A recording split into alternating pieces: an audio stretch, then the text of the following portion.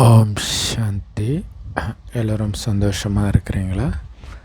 சமீபமாக இயேசு இறக்கும்போது அவர் மேலே போர்த்தி இருந்த துணியை பற்றி ஒரு பெரிய சர்ச்சை. அதை ஆராய்ச்சி பண்ணி அதில் ஒரு 40% இந்திய வம்சாவளி டிஎன்ஏ இருக்குது.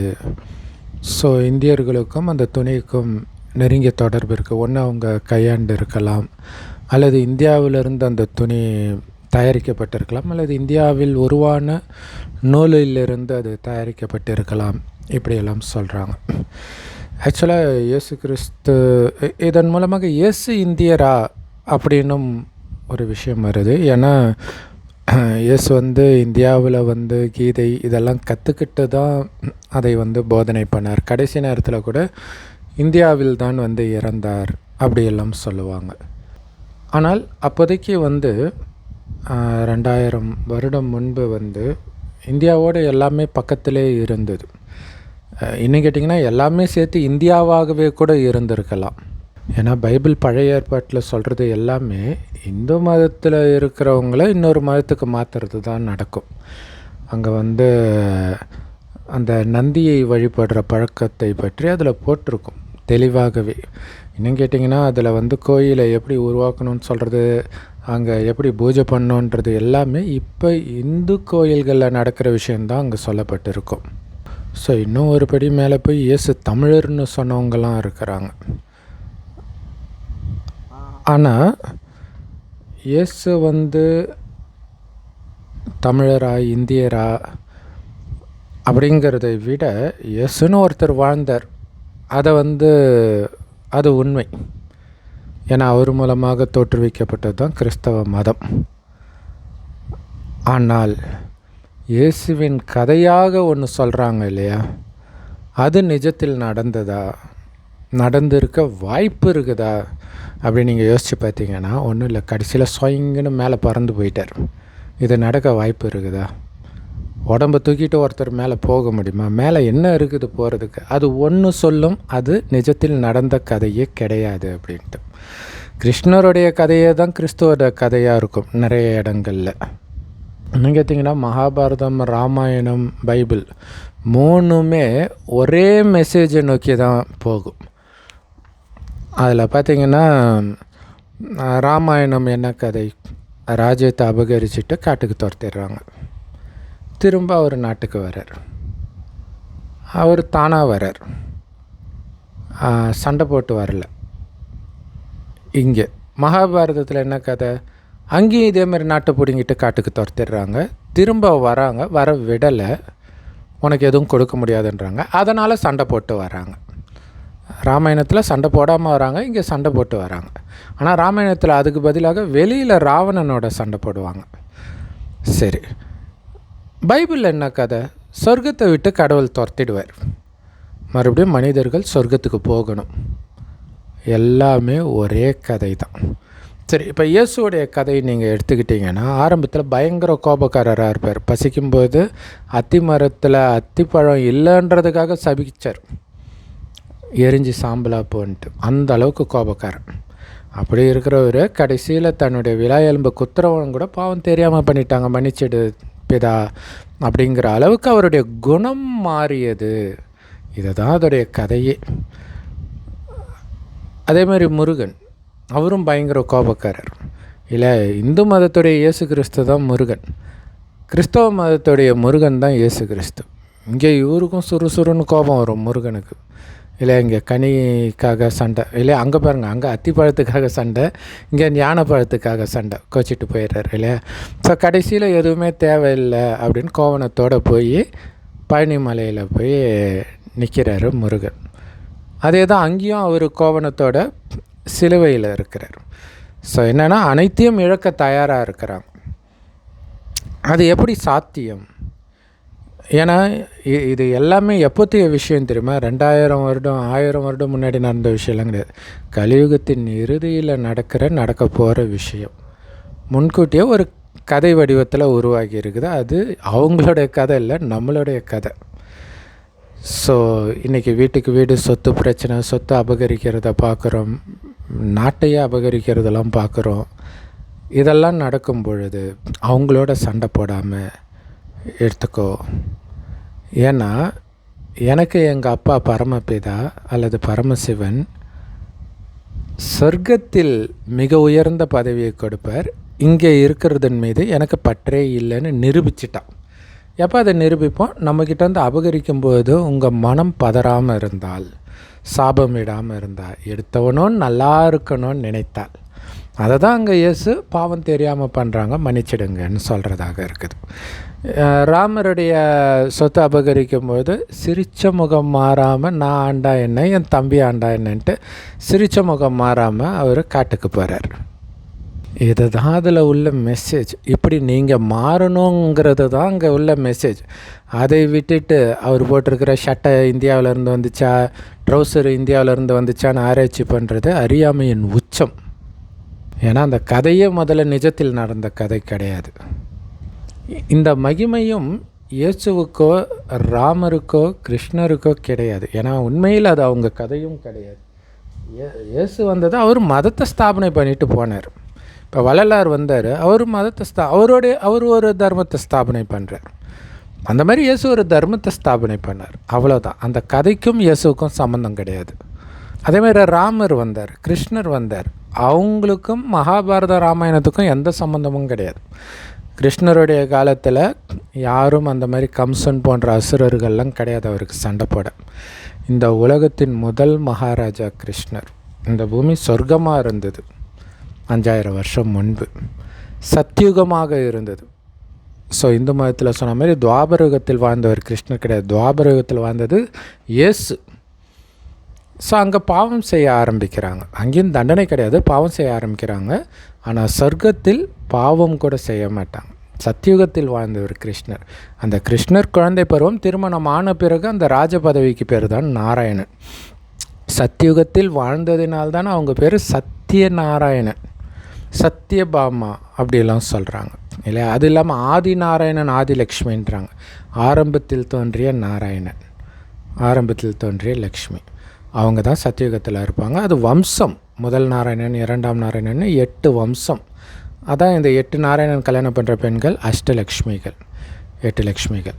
அதே மாதிரி அடுத்த யுகத்தில் பார்த்திங்கன்னா 12 ராமர் சீதை இருப்பாங்க. இங்கே எந்த சீதையும் எந்த ராவணனும் கடத்திட்டு போக மாட்டான். ராவணன்னு முதல்ல ஒரு ஆளே கிடையாது. 10 தலை தூக்கிட்டு எவனாவது இருப்பான்னா? காமம், கோபம், பற்று, பேராசை, அகங்காரம், இந்த 5 விகாரம் ஆணிடமும் இதே 5 விகாரம் பெண்ணிடம் உள்ள இணைந்த ரூபந்தான் 10 தலை ராவணன். இன்றைக்கி எல்லாருக்குள்ளேயும் இருக்கிறான். அவன் உள்ளே வந்ததுக்கு காரணம் என்ன தெரியுமா? நம்மளை உடம்புன்னு நினச்சது.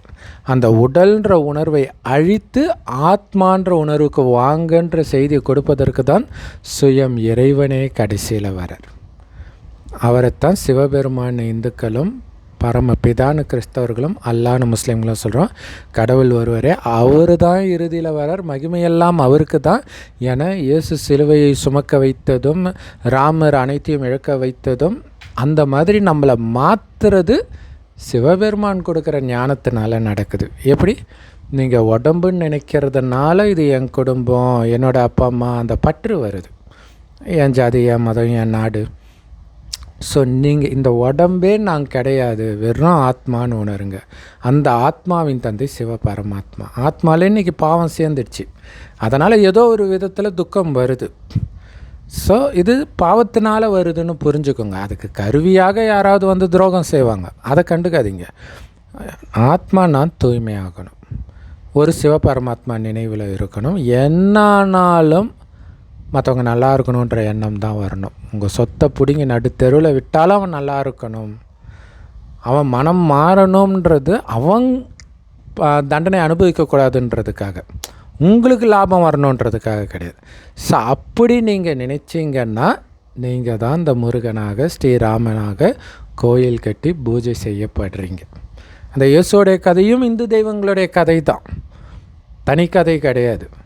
முகமது நபியோடைய கதையே அதுதான் இல்லையா. அவர் ஆரம்பத்தில் என்னென்ன தப்பு பண்ணாருன்றது உலகத்தில் எல்லாருக்குமே தெரியும் இல்லையா. சின்ன வயசில் கல்யாணம் பண்ணாருன்னுவாங்க, இது பண்ண சண்டை போட்டார், அது இதுன்னு நிறையா வரும். ஆனால் கடைசியில் அவருக்கு விஷம் வைத்தவர்களே அவர் மன்னிக்கிறார். ஒரு கன்னத்தை அறைந்தால் மறு கன்னத்தை காட்டுன்னு சொன்னால் அதே மெசேஜ் தான் அங்கேயும். அதுவும் நிஜத்தில் அவருடைய கதை கிடையாது. நீங்கள் எந்த மதத்தில் படிக்கிறதும் நிஜத்தில் நடந்த விஷயம் கிடையாது. இறுதியில் நம்மளை அப்படி ஆக்குறார் கடவுள். இல்லை ஸ்தூலமாக சிலுவையில் ஏற்றுறது கிடையாது. அந்த மாதிரி தண்டனை நமக்கு துக்கம் கொடுப்பவர்களையும் மன்னிக்கிற மாதிரி மாத்துறார். அப்படி மன்னிக்கிறதுனால என்ன லாபம்? கலியுகம் அழிந்து சத்தியுகம் ஆகும்போது அந்த சொர்க்கத்தில் மிக உயர்ந்த பதவி அடைவீங்க. இந்த ஞானத்தை எடுத்தவர்கள், ஞானத்தை எடுத்தும் குணம் மாறாமல் உங்களுக்கு துக்கத்தை கொடுக்குறாங்கன்னாலும் அவங்க சொர்க்கத்துக்கு வந்துடுவாங்க. ஆனால் உங்களுக்கு வேலைக்காரனாக வருவாங்க. இந்த ஞானத்தை எடுக்காதவர்கள் எப்படியும் சொர்க்கம் முடிந்து இதே பூமி நரகமாகும்போது உங்களுக்கு வேலைக்காரர்களாக வருவாங்க. ஸோ இந்த செய்தி தானே ராமாயணத்தில் இருக்குது. ராமருக்கு அவ்வளோ டார்ச்சர் பண்ணுற ராவணன் சொர்க்கத்தில் விஷ்ணுவாக அவர் மாறும் பொழுது அவர் வீட்டு வேலைக்காரனாக ராவணன் இருக்கிறான். ஸோ இதுதான் மெசேஜ். ஸோ இந்த மாதிரி நிறைய செய்தி இருக்கும் பைபிளில், ராமாயணத்தில். ஒவ்வொரு அடியிலும் பல செய்தி இருக்கும். ஸோ அதை நம்ம தனியாகவே பைபிள்ன்ற சேனல் வச்சு கூட போட்டுட்டு இருக்கிறோம், குரான்ற சேனலில் போடுறோம். ஆனால் நம்ம மக்களுக்கு அதை தெரிஞ்சுக்கிற ஆர்வத்தை விட அவர் போட்டிருந்த வேட்டியில் அல்லது துண்டில் டிஎன்ஏ இருக்காமல் இந்தியனாமல் இதை தெரிஞ்சுக்கிறதுனால உங்களுக்கு என்ன ஆகிட போகுது? அதனால் ஏதாவது லாபம் இருக்குதா? இல்லை, நம்ம குணத்தை மாற்றுறதுக்கு கடவுள் ஞானத்தை கொடுக்கிறார். அது எப்படி உங்கள் குணம் மாறினா எப்படி இருப்பீங்கன்றத ஒரு கதை வடிவத்தில் ராமாயணம், மகாபாரதம், பைபிள், குரான்னு இருக்குது. ஸோ அந்த மாதிரி நாம் மாறணும் அப்படிங்கிறத விட்டுறாங்க. அதுக்கு பதிலாக அல்லேலூயான்னு ஏதோ ஒன்று ஓம் நம சிவாயா அப்படி சொல்கிறது அவங்களுக்கு வசதியாக போயிடுச்சு. குணத்தை மாற்றுறது தான் கஷ்டமாக இருக்குது. ஊரில் இருக்கிற கோயில் குளமெல்லாம் சுற்றிட்டு வந்துடுறாங்க. ஆனால் தன்னுடைய குணத்தை மாற்றிக்கிறது கஷ்டமாக இருக்குது. ஒன்றும் இல்லை, நீங்கள் ஆத்மான்னு ஒன்று சிவ பரமாத்மாவை செவ்வானத்தில் நட்சத்திரம் மாதிரி நினைவு பண்ணிக்கிட்டே இருக்கணும். அப்படி பண்ணி என்ன அப்பாவுக்கு உடம்பு இல்லைன்னா நானும் உடல் இல்லாத ஆத்மா தான் அப்படின்னு உடல்னு ஒன்று இருக்கிறதே மறக்கணும். ஸோ அதுதான் பைபிளில் மாம்சமானவர்கள்னு இருக்கும். ஸோ ஏன்னா அந்த உடல் உணர்வு வர்றதுனால தான் காமம் வருது, கோபம் வருது, பற்று வருது, பேராசை வருது, அகங்காரம் வருது, எல்லா பாவமும் செய்கிறோம். ஒரு பெண்ணை இச்சையாக பார்த்தாலே நீ பண்ணுறதுக்கு பேர் விபச்சாரன்னார். மனைவியை தவிர மற்ற பெண்ணுன்னு அவர் சொல்லலை, இவங்க வசதிக்கு ஏற்றுக்கிட்டாங்க. இப்போ சொல்கிறாங்களே, விருப்பத்தோட காமத்தில் ஈடுபட்டால் எந்த ஆண் பெண்ணாக இருந்தாலும் தப்பு கிடையாது, கள்ள தொடர்பாக இருந்தாலும் தப்பு இல்லைன்னு சட்டம் வந்துடுச்சு. அந்த மாதிரி ஆயிடுச்சு. இயேசு சொன்னது காமமே தப்புன்றது தான். அதே தானே கீதையில் இருக்குது, காம மகாசத்ருன்னு. சண்டை போடுற இடத்துல போய் எதுக்கு அதை சொல்லணும்? அதான் நான் சொல்கிறேன், நிஜத்தில் நடக்கிற சண்டை கிடையாது, சாத்தானோடு நடக்கிற சண்டை. சாத்தான்றது இந்த மாயா, ராவணன், காமம், கோபம், பற்று, பேராசை, அகங்காரம். அதனால் உந்தப்பட்டு பாவம் செஞ்சதுனால தான் அனைத்தையும் இழந்துருக்கிறோம். சொர்க்கத்தில் காமம்னா என்னன்னே தெரியாது. கணவனும் மனைவியும் நமக்கு ஒரு வாரிசு வேணும்னு நினைக்கும் போது மனைவி கர்ப்பமாவாள். அதனால தான் அவங்கள கோயில் கட்டி கும்பிட்றோம். அந்த மாதிரி தூய்மையாக நாம் ஆகணும். அப்படி இருந்ததே நாம தான்.